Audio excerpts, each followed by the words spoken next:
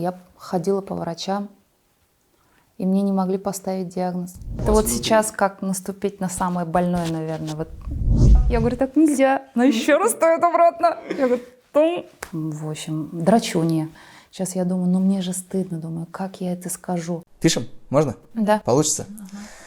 А по поводу, да, лидирующих. Я была старшим сыном, так скажем. Хотела стать и медсестрой, и врачом. Папа сказал, значит, так и будет. Я просто не могу отвести с нее взгляд. Гузель апай, привет, слушай. Кильче, яннама. Ну, первое мое, значит, впечатление – акула. По колокол? Да.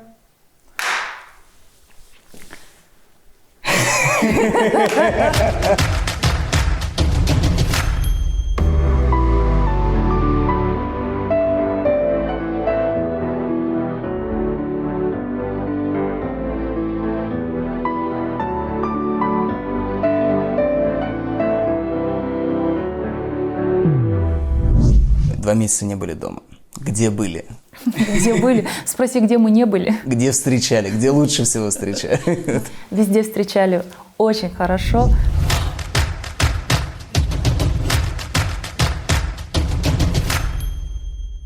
Почему? Потому что мы действительно долго уже не встречались с нашими зрителями, так как случились последние события, то, что мы засиделись, так скажем, да, наскучалось все это, гастрольная жизнь, вся эта суета.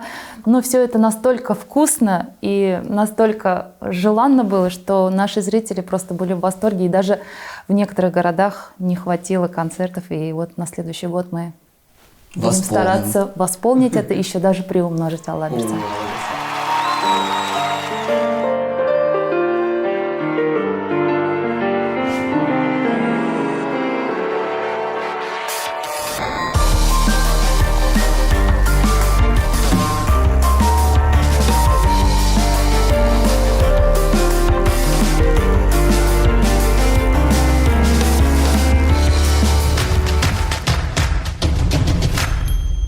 Хочется узнать, вот какая Гузель Уразова вот 20 лет назад? Жизненный опыт прибавился, какие-то мечты сбылись, какие-то еще только сбудутся, наверное. Поэтому, конечно, время берет свое, но та Гузель Уразова с теми мечтами и сегодня Гузель Уразова, конечно, они отличаются. Кто ваши родители?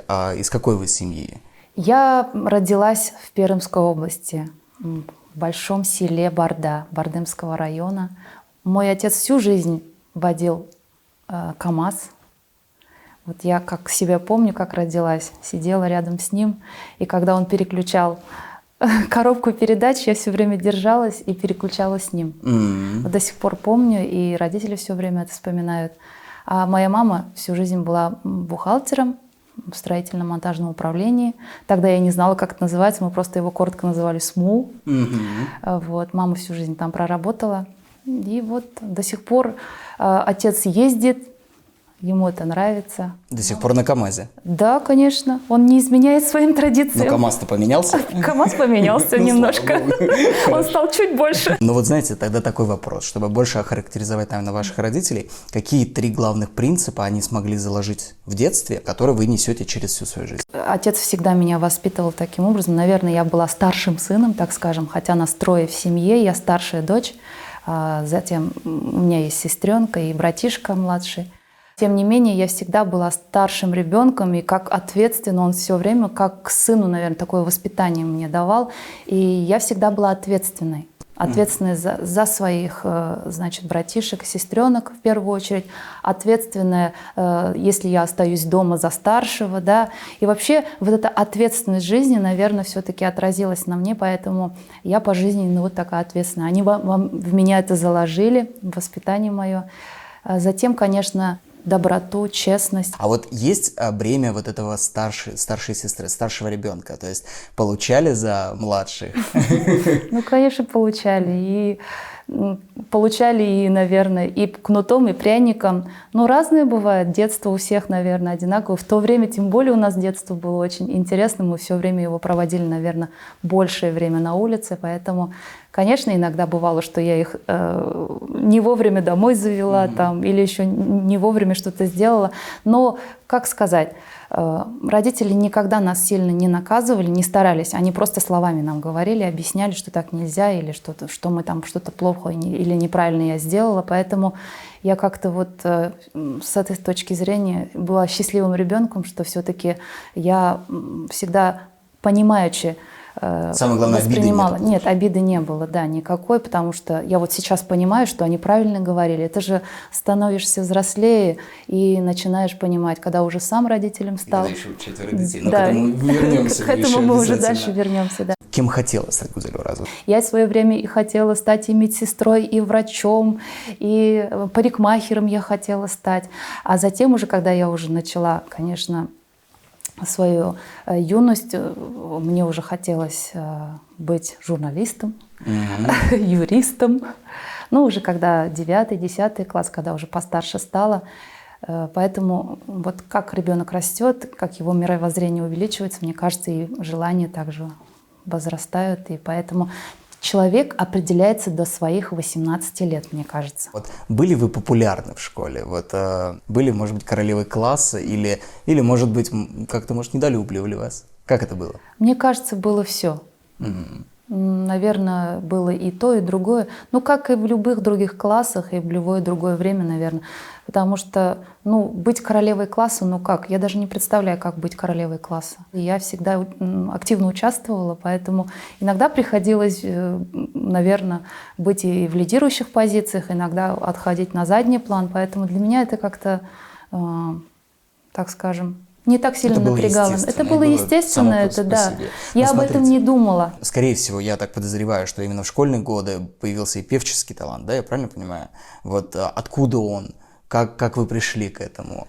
Ну, талант у меня, наверное, еще пришел с поколения, так скажем. У меня бабушки так красиво пели, что я сама, больше меня бабушка воспитывала. Почему? Потому что я все время любила туда ездить, в деревню. А дедушка на хромке играл очень красиво по вечерам. Я вставала на стульчик, я помню, выступала перед ними. Ну, в общем, вот эти времена я вспоминаю. И, скорее всего, вот эта вот вся любовь, душевность к мелодии, к музыке у меня еще с тех времен заложилась. Затем, не случайно мой отец, не зная ни одной ноты, сегодня от души играет на баяне. Он просто их подбирает. Вот все, что музыка, которая ему нравится, он подбирает, поет. За стульях сидит, играет. И я вот выросла в такой атмосфере, в музыкальной, так скажем, поэтому для меня это, наверное, было как-то внутри заложено. А когда я уже пошла в 1 класс, начала учиться, я почему-то сразу изъявила желание и сказала родителям, что я хочу еще и в музыкальную школу поступить. На что родители отрадно так: давайте мы тебя отведем. Меня повели в музыкальную школу. И что вы думаете? Так. Мне сказали: ты еще маленькая, поучись в 1 классе, придешь на следующий год. Этот год целый, который нужно было ждать, для меня целой вечностью показалось. Но тем не менее мы на следующий год, также уже, когда я на 2 класс пошла, поступила уже в музыкальную школу 7-летнюю. Что через года пронесли, да? Какие, может быть, истории школьные? Дали путевку в лагерь «Звездочка» в Республику Башкортостан. В то время для меня это казалось, я не знаю, полететь в космос или что. Настолько большое счастье, что я представляла, как я туда еду, как мы туда доедем, куда мы поедем. Ну, для меня это было вот действительно открытие какое-то, да. И мы, значит, детей собирали в школу утром, и мы должны были собраться у автобуса, садимся в автобус и уезжаем.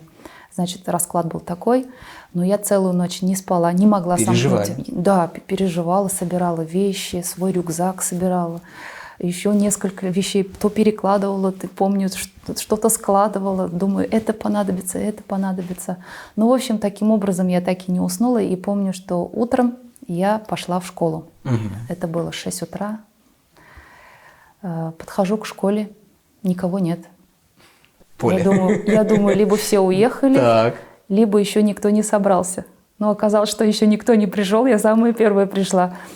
Еще, причем так прохладно было, думаю, ну, не замерзать стоять же, думаю, надо как-то согреться. и понимаю, что школа закрыта, и на нем висит замок. Такой же замок у нас висит в бане. Ого. Они похожи. И там нужно Код набрать. подбирать. 4, Помните, да, 4 штуки? Да, я застал. А у меня, значит, такой опыт с бани. Я думаю, вот так вот подобрать. И если пазлы сходятся, он останавливается. Я думаю, дай-ка я наберу, попробую. И вы представляете... В общем, вы не растерялись? Нет, никак. Я набрала, и он у меня раз и опустился. Думаю, боже мой, он же открылся. Теперь, раз уж открылся, ладно, я зашла потихоньку. Не пропадать же добру. Да. И я вошла, посидела на лавочке с внутренней стороны. В общем, я это запомнила на всю жизнь, конечно. Всех ожидала, сидела, но после этого мы уже собрались, сели на пазик и нас увезли. В Юматово нас так хорошо встретили. Я запомнила кумы, с которыми нас угощали там. В общем, с такой радостью я приехала обратно, что вот до сих пор я вспоминаю, что в эти школьные годы и вот этот замок, он остался у меня в памяти. Замок действительно. Самое помню, что меня никто за это не поругал, хотя я испугалась, думаю, зачем он открылся. Ну ладно, думаю, не мерзнуть же. Вы и спортсменка, и активистка, и красавица, и, как выясняется, и певица. Я просто человек. Вот, для этого же нужен характер. Неужели не было никаких таких историй? История, в общем, мы встали в очередь. Раньше же в столовой мы, и сейчас, наверное, так, подбегаешь, кто первую очередь занял, все, значит, длинная очередь, я тоже в очереди стою. И тут подбегает девочка сзади и встает прямо передо мной. Нахалка. Влезает прямо передо мной и в очередь. Причем там есть еще 2-3 человека впереди. Нет, она встает сюда. Я говорю, так нельзя. Она не поняла. Я говорю, так нельзя. Она еще раз встает обратно. Я говорю, тум. И, в общем, она пожаловалась родителям. До моих родителей это дошло. Сказали, что вот я себя плохо веду. Значит, я так грубо обошлась с девочкой. Так, оттолкнула ее. В общем, драчунья, гузель. Даже так все. Но зато авторитет появился. Наверное, да. Среди школьников. Мне уже ничего не страшно было. Слушайте, вот теперь мы уже знали, что вы и поете, и танцуете, и спортом занимаетесь, и еще и в очереди правильно это следите, чтобы все было правильно. А вот касательно музыки, да, вот при всем этом, при том, что все складывалось хорошо, вы ведь не поступали учиться именно на артисту, как правильно, да? Вот музыкальное. У вас было совсем другое образование, и оно не одно, надо сказать. Значит, я прихожу домой и сказала родителям, что после 9-го я хочу пойти поступить в юристы. На что мне отец сказал, с твоим характером в юристы идти нельзя. Это как воспринялось? То есть спокойно или тяжело? Конечно же, было, наверное, внутри что-то, что я уже могу, да, я хочу. Да, я могу, я хочу, я же хотела. Но я никогда не перечила отцу. Я всегда... Отец сказал, все, для меня это закон. Хорошо, не юрист, ладно. Я думаю, возможно, у меня получится быть журналистом. Но почему я так подумала? Потому что до этого я уже писала некоторые статьи в местную газету. Я писала про школьную жизнь, освещала спортивную жизнь нашей школы. Приезжали артисты, я освещала, значит, и культурную сторону нашего района. Поэтому вы и в нашей шкуре были в какой-то степени. У нас есть местное телевидение, я и там себя как-то пробовала одной передаче вести, передачу детскую. В общем, как-то вот и меня и приглашали, как-то и свой интерес был. В общем, не говорили нет, а мои статьи как-то брали, печатали, оно выходило, как-то мне даже интересно было. Я даже бабушке показывала, вот это я написала, там мое имя, фамилия. А писали на родном языке? Да, конечно, на родном языке, на татарском. Советские газеты, они ведь очень строгие, они просили, как говорится, эдабительде, но на литературном писать. Только эдабительде язайдык, эдабитель без укыдык, рахатланып, татарша, шуңа күрә без мин рахатланып эдабителендә язайдым. Минем өчен авыр түгел. Почему Казань? Почему Казань? Я на этот вопрос до сих пор себе ответ дать не могу. Почему Казань? Все складывалось таким образом, чтобы я поступала либо в соседний город Пермь, куда все наши, все поехали, весь наш класс почти поехал туда поступать. Но многие поехали поступать в Башкирию, в Уфу кто-то поступал. И очень много квот давали из города Сибая. Вот. И на одну такую квоту я тоже ходила, рассчитывала, но в итоге оказалось, что эту квоту кто-то забрал, мне ее не отдали, и таким образом все складывалось таким образом, что мое желание и мечта уехать в Казань, оно было уже близко. Хотя ни знакомых, никого в Казани у нас не было. Единственное, я знала, что в молодости мама приезжала в Казань и год-два успела здесь проработать. Приехали мы в Казань поступать, подала я документы в Казанский государственный университет на факультет журналистики и параллельно еще на один факультет. Думаю, если вдруг что, я поступлю в другое место. Ни там, ни здесь по баллам я не прошла. Ну и расстроенная выхожу с института и вдруг просто иду по улице университетской и встречаю своего земляка. Я его давно знаю, авторитет Масхут Имашев, композитор. Просто, ну, наверное, это судьба была. Он меня узнает, потому что я всегда участвовала во всех конкурсах. Он приезжал и как жюри в наш район. И, в общем, мы его всегда все знали. И вдруг он здесь встречается, меня узнает. Настоящий, живой. Я такая, Масхут Абый, он такой, Гузель Сидмабу, Гузель, это ты, что ли? А он меня уже видел. Я говорю, да, вот я, говорю, поступаю, но что-то я уже, говорю, не поступила. А он такой, а почему ты, говорит, не подаешь, говорит, в Институт культуры? Ты же, говорит, хорошо поешь. Я действительно задумалась. Я ведь еще и пела, и пою. Я думаю, да, действительно, мне нужно попробовать. В тот же момент я, значит, сажусь с пересадками, доезжаю до Института культуры, подаю документы, а там мне говорят, вы поступили сразу, только на платное отделение. Могли они подумать, что будущее заслуженно, народное, на платное отделение. Никак не знала, каким образом это сказать своим родителям. Потому что родители никак не рассчитывали, что я буду учиться платно. Но я это так предполагаю. Сейчас я думаю, мне же стыдно. Думаю, как я это скажу. Но я решилась, позвонила и говорю, я поступила, только меня сказали, примут платно. Но если я буду учиться хорошо, они мне сказали, что через год, если я буду учиться хорошо, они меня переведут на бесплатное обучение. Какая сумма это? Вот, чтобы с чем можно сравнить? Где-то это, наверное, 30-40 тысяч рублей, наверное, это было в то время. Несмотря на все эти трудности, я, конечно, находила в себе силы. Думаю, я не дам, чтобы они испытывали эти сложности. Думаю, я им помогу, все-таки где-нибудь подзаработаю. Как приходилось? Как приходилось? Где-то я подпевкой подрабатывала у больших артистов. Они как-то приглашали на единичных концертах, да. Затем было и на вахте, я там заменяла одну женщину. Но это когда с утра, если ты успел кабинет занять, там на вахте ключи раздавали. Вот было время, и там я посидела. Конечно, там много не платили, но в любом случае я как-то старалась, чтобы родителям не так сложно было. Хотя бы на себя, на содержание. Я пыталась там где-то себя ущемить, там, питаться. Я не ходила в столовую. В столовую я не ходила, я покупала доширак. В то время доширак вышел. И действительно, оно было очень вкусное. Говоря о дошираке, есть популярное видео, где вы в поезде едете, женщины, да? И там тоже мелькает доширак. В комментариях тоже... мы вспомнили с Эльдаром вкусный доширак и свое студенчество. Вы не стесняетесь доширака? Нет, я этого не стесняюсь. Я действительно говорю, что в то время оно только появилось, и никто не знал, что от него, конечно, так сильно можно и вширь уйти, да, и действительно я в первые годы даже не понимала, и я вроде бы мало питаюсь, но я почему-то и полнела.